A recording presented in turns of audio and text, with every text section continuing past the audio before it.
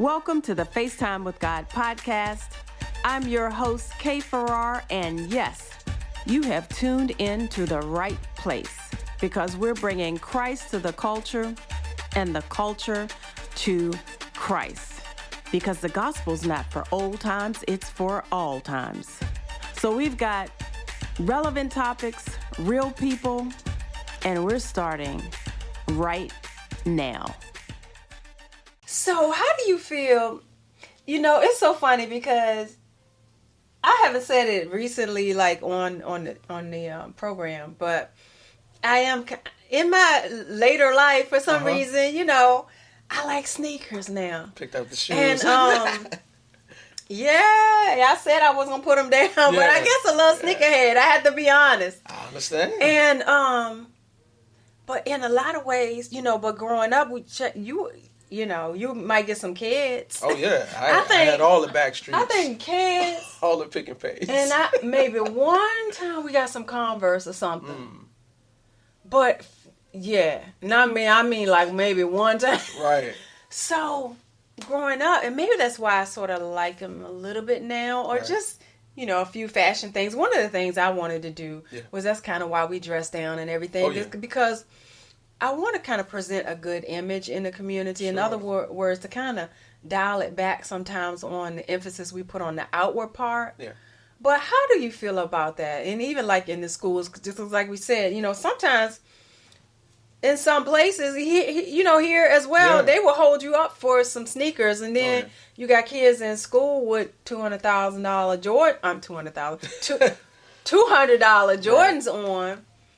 But then they're short on their, you know, might be their school supplies, or they don't have the money for, you know, their uniform for football, or, you know, cheering, you know, or whatever. Or, you know, they might be a little low on the food sometimes, but then they got the sneakers. I mean, how do we balance that? How do you feel about things like that in the schools? Loaded question. Yeah. I would say first it starts at home. A lot of, because I work with, I don't really like the term at risk, but I work with kids in the communities that I come from, kids and their families. A lot of times those parents are just trying to make sure that kid doesn't get teased, right? That they feel confident about themselves. That's good. Different things like that. Yeah. I would say culture. First, I would just say I love being black. Yeah. Right. Me too. I love being black. I think we add the sauce, the flavor to everything. I mean, I just think we dope. Yeah. You know, and I love the way we dress. I love the way, you know, I show up in different places. People be like, man, you got everything matching. Like, you don't?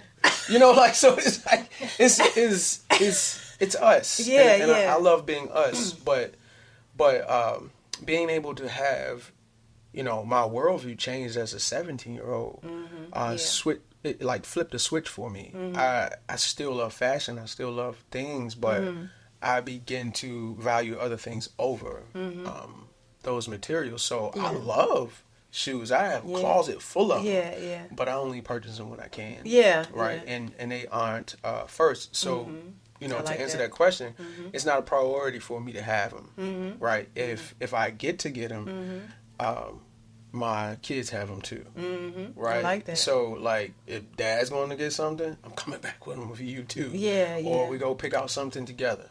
So I think with anything, it needs to be in its proper place. I like that. Because if we don't, like, I know if I don't teach that to my kids, they'll begin to value the gifts over the giver, right? So it's like, no, We can wear our 3s, we can get our 12s, we can get whatever it is we want to get, but they belong here, right? So, you know, a lot of folks, they look at me weird when I say, you know, I'm not chasing a bag, you know, bag of money. I'm not chasing a bag, I'm looking to get that bag so I can give the bag away. Yes. Because I have more bags that way. Exactly. You know, so. Exactly. That's me. That's just me. So I want you to talk a little bit more about that if you could, the whole giving thing. And, you know, we talked a little bit in the team meeting, and I actually did plan on talking a little bit more about that on one of the Bible studies, and we may get to that maybe tomorrow. But I just feel like so many in our community are missing it on a couple fronts. Missing it on the chasing after money front, like for real. And missing it on the work ethic. Yeah. Sometimes we're missing it on the priorities. That's good. Yeah. You know, we're missing it on the giving.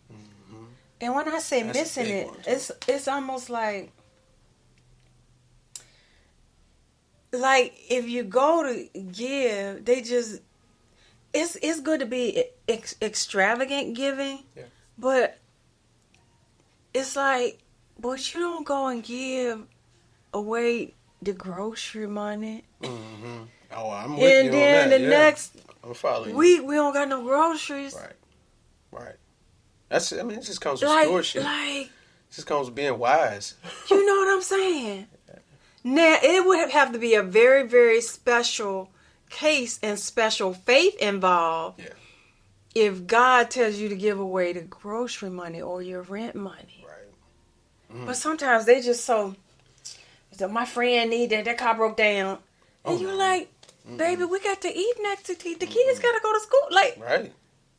But then when it comes time to really give, maybe to pay a tithe, give in church, or to really give your time to serve, you chinchy. But then you go do something stupid because of one of your friends or whatever. Well, he's my friend. You know, we take care of each other. Yeah, but you got kids. You got a husband. You got a wife. Yeah. You know, so we do stuff that's just out of balance. Yeah. And then the whole work thing. And then we're expecting people to give. You always want somebody to give you this and to give. And then, you know, you got right people in my bag right now. You got people that they got money to pay their cover charge to get in the club. But then they got borrowed money to get a ride home from the club. It's like they don't have gas. And excuse me, priorities.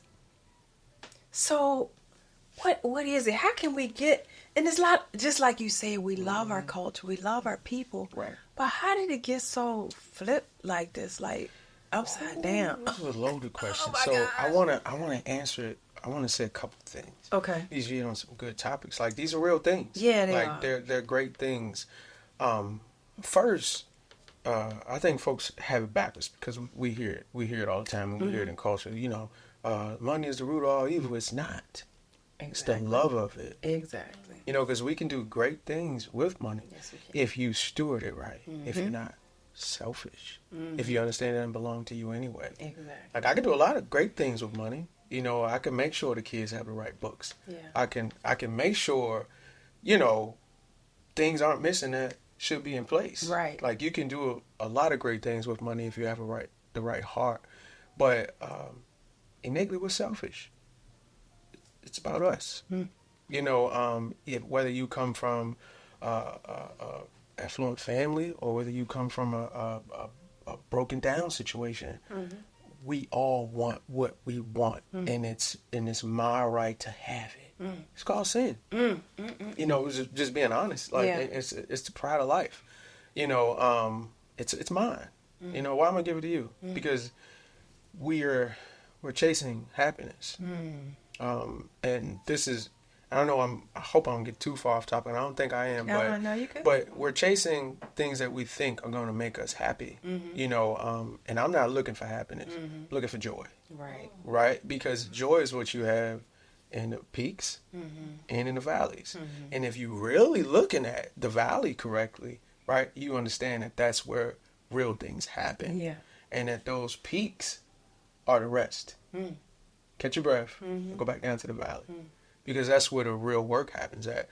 So I know, and especially for our people, we're not used to having. You know, we're not used to having. So when we get, a lot of times we go crazy with it. Yeah. Because we don't. A lot of times we haven't seen it in a sustainable way. You know, we haven't. You know, it's a reason why a lot of folks are hooked on the lottery, gambling, different things like that. It's because I want to have good things too. There's nothing wrong with having good things. Please have good things, but don't let the good things have you. Right. Or the things that you think are good. So I would love to be one of those persons in the 1% because I got money. Yes. I would love to be, but I would also love to be known, right? I want to like die broke, right? Like my kids have what they need. Everything's set. They know how to make money. They know how to start businesses. They know how to be givers. But I want to die, and when I die, in such a way that I gave everything away. I gave everything I had because it don't belong to me anyway. Yeah. Did I Scrooge McDuck? You know what I'm saying? Right, is it mine or did, like really what is that hyphen saying? Like what did Anthony do? Yeah. With his time, with his money. Yeah. So like for me, man, if I get a promotion, that means I could give more. And that's literally if you're a tither. I know. I don't know how we have gotten so that tithing is even now as content. Because we want what we want. We want what we want, and we make up reasons. God say you can keep 90%.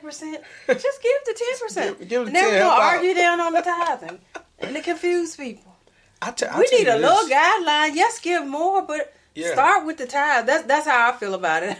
No, I fully agree with you. Yeah, I fully agree with you. I know this. Something that really changed my life and that really got me to put my guard down when I was a teenager was Jonathan Banks. Wow. I love that. That's crazy. Man, like I talk to him frequently now. We talk all the time. Sir Walter Scott. I love that man. We talk all the time. We talk frequently now. Yeah. Those guys are my mentors. Yeah. And they have been since a teenager. Wow. But what I saw them do, JB will pull up in that Subaru. And before we pull off and go play football or go up to the church, he will say, y'all got any food? And I'll be like, no. And he'll be like, let me see if I can get you this money. He'll be like, hold on real quick. And he'll make a call. And then he'll be like, here, go take this to your mom. It will blow my mind. Because where I'm from, people don't just give you stuff. And if they give you stuff, they want something from you.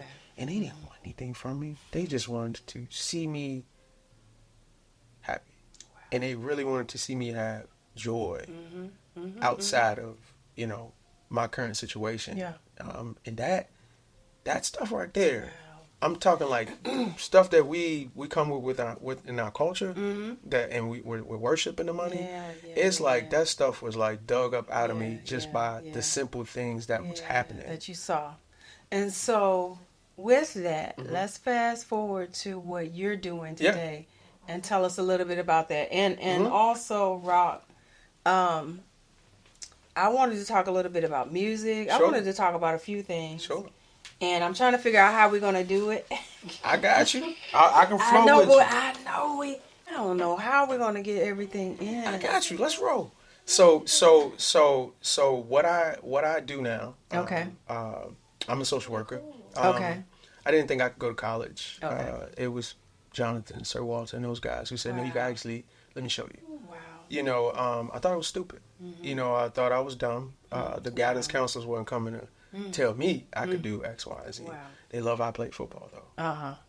And then when it was time to get the football scholarships, I couldn't go because I didn't have the grades. Okay. So even those folks just pushing me, say, no, go to school. I know you're scared, but just go. Go ahead to St. Paul's College. Changed my life. Right. Wow. So now I have a master's degree. Wow. Social worker. Awesome. I love being present with people. So I always thought I was supposed to be a pastor of some sorts. Wow. Right. I always thought that, but I didn't know in what capacity God was wanting to use me. I just wanted to be used. I was like, what are we doing?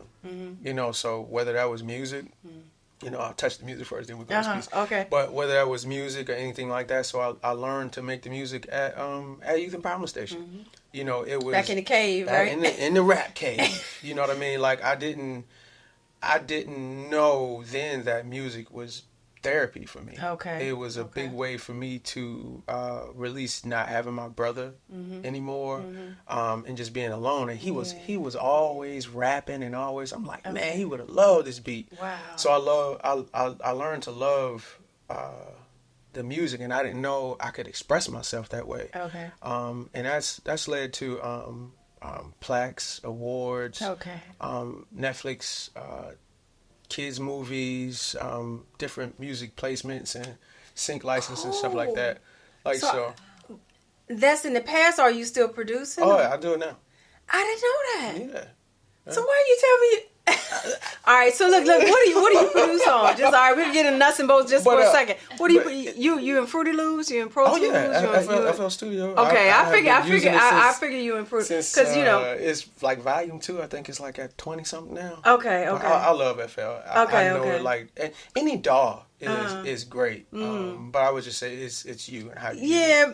Fruity Loops has always been more raw. Oh yeah. Like the hardcore people usually always did Fruity Loops. Oh yeah. So I love it. Cool. I love it. But yeah. So you chop up songs. Oh yeah. Okay. I do everything. Okay. Like I hear it. Mm-hmm. I hear it the way things. I feel like things need to go. But music and the love of music has allowed me to be in spaces, and we're talking about bridging that gap, right? Right. Has allowed me to be in spaces that traditionally church and folks so deep in it, and no shade to them, because I think we all probably were there at some point. Yeah. I know I was. Yeah. But you're so far, like you're so heavenly minded, it's like no earthly good. Like how is someone gonna come to Christ if you're not present where they are? Right. Like, Exactly. of course, heaven, the boundaries and stuff like that. Yeah. But I fell in love with the music, and I ended up who I produced for Rick Ross. Okay. Wow. Kalani. What's the girl's name? Tanashi. Okay. Tanashi. Okay. It's a lot of people that I produce for music hasn't come out. That's kind of how it goes in that space. Yeah. But I've sat with Ross in his house, making music. Where is he from? Oh, Rick Ross. He's from Florida. Okay. But he has a space in Atlanta. Like he's big artist. But stuff like that. I love being present. Historically, I wouldn't have did anything like that because I would have been afraid of what somebody would have thought I should be doing with the gift. And again, just like the money doesn't belong to me, the gift doesn't belong. Yeah. It's on one. Yeah, that's good. I like that. So what are we doing? Like, I want to be present. You got any tracks? I got stuff I can probably pull up on my phone. We gotta hear some of it. We gotta see some of it. Sure. All right. So tell us a little bit what you're doing now. Yeah. So now I used to be 300 pounds. Right. I gained all of the weight. 300. I was eating. Like graduated from school. Got married, started having kids, and I was like, I'll get the weight off, but the weight kept rolling. Oh, wow. So I stacked that weight up, but the doctor told me I was pre-diabetic, and I was like, I know what comes next with that. I don't want to be a burden to my family. Yeah. So I started moving. I started running. I started working out outside. One thing led to another. One person turned to two person turned to three, and now it's over 1,000+ people. Wow. And we run through the city of Richmond 3 times a week. 3 times. Right. We have a ladies' run. So the group is called We Off the Couch. Okay. It's a nonprofit organization. Oh wow. And I quickly saw that there were so many barriers to access for people who look like us. Like I was like, what is distance running? If I had known about this in high school, I'd have been running through somebody's woods. Yeah. Because I love running. So you 3 miles, 5 miles, marathons? So Mondays, it's called She Off the Couch. It's led by the ladies of We Off the Couch. Mondays, right, and a couple of our fellas chaperone for safety. That's good. But that group is exploding. I wish I could. 3 miles. So check it out. So check it out. Run, trot, walk. Whatever you got is what we need. Wow. Right, because it's going to make us all better. Wow. And we don't leave anybody behind. It's always back to last, and we always stop at major points. And we come back. Wow. We get the folks that are last, and then we cheer you on like you just finished the race when you get to that point. And then we keep moving. So we run full marathons, half marathons, 8Ks, whatever K, anything popping that I feel like we should be present at. Wow. We're going to do it. Wow. And then we remove that barrier to access because I learned quickly when I started running. Those shoes are expensive. Oh yeah. Upwards of $200. Yeah. for running shoes. And if you do it a lot, like marathons and stuff, you're going to run through them. Every 300 to 400 miles, they're gone. You need to be replacing. So we remove that barrier to access. We purchase shoes for anybody that identifies and says, I need these. We get them quarterly for that person, and we send them to the store. You choose what shoe you want. All right, we're telling you what you got, what you need to have. And then we and then the race entries itself are very expensive. Never knew that. Anywhere from because it ain't built for us. Never knew it's not built for us. It's built for the running. Distance running was created for white men with that type of money.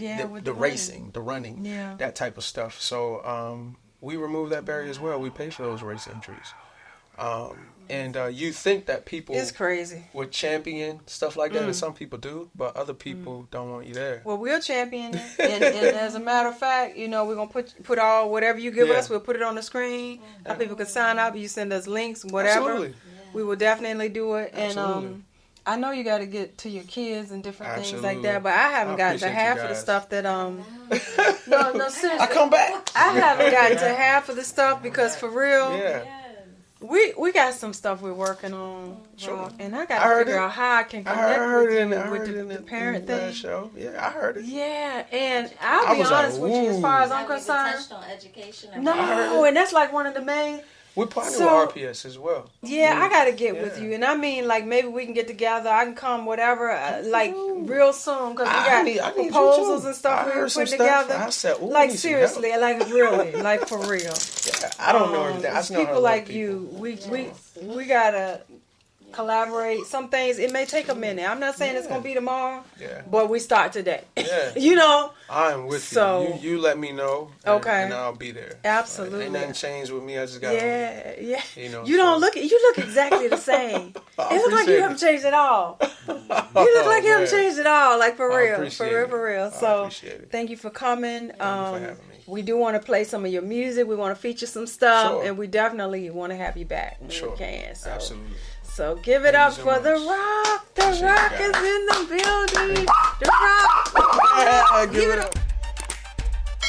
Hey fam, here's some more good news. Romans 10:13 says, whoever calls on the name of the Lord shall be saved. That means delivered from danger, rescued, protected, preserved, so that you would do well and be made whole. If you've never prayed this prayer, if you want to just confess it again, join us as we pray. Lord Jesus, I believe that you are the Christ, the Son of the living God. I believe you died for me and paid the penalty for all my sins. I know I've not done everything right, but that's why I'm calling on you to save me, to wash me in your blood, to forgive me for all of my shortcomings, to make me whole again from the inside out. I will walk with you. I will follow you. I thank you for showing me through your word and by your spirit how I need to walk, how I need to live before you. Lord, I thank you for removing any blockage in my mind, in my environment. Lord, I thank you for sending your angels to protect me and to lead me in the way that I should go. According to Romans 10:13, I am saved. If you prayed that prayer, the angels in heaven are rejoicing, and so are we. Write "I'm saved" in the comments so we can celebrate with you. Get connected with some strong, balanced Bible believers in your area who can help disciple you. Talk to the Lord every day about your decisions and check out our video, The Greatest Superhero.